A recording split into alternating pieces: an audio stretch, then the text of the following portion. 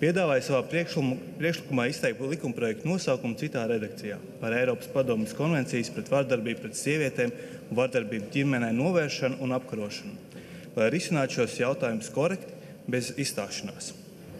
Šis jautājums neskar tikai juridisku dokumentu, bet arī mūsu valsts reputāciju un ticību tiesiskumā. Pirmais priekšlikums ir saistīts ar 2. un 4. priekšlikumu. Esmu iesniedzis priekšlikumu, kas paredz dzēst visus šīs denonsēšanas likumprojektu pāntus un aizstāt tos ar vienu pāntu, tādu, kas uzdod valdībai līdz 2026. gada 1.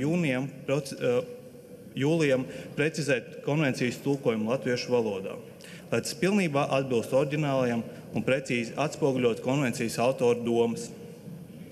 Lielākā daļa maldinošo apgalvojumu par šo konvenciju izriet nevis no tās satura, bet no neprecīzas interpretācijas. Neskatoties uz to, ka konvencijā ietvertos jēdzienus skaidrojuši gan eksperti, gan Satversmes tiesa, tik un tā joprojām atrodas šeit deputāti, kas tic Kremļa naratīvam par to, ka šī konvencija nemaz neparedz. Mūsu priekšlikums šo neskaidrību novērš juridiski korekti, bez skaļiem lozungiem, bez steigšanās un bez starptautiskas neslavas.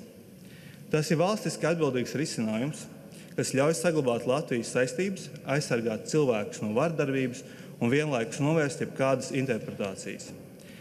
Nav vajadzīga izstāšanās no konvencijas, vajadzīgs pareizs tulkojums un saprātīgas diskusijas, nevis baiļu politika. Konvencija nav ideoloģisks manifests.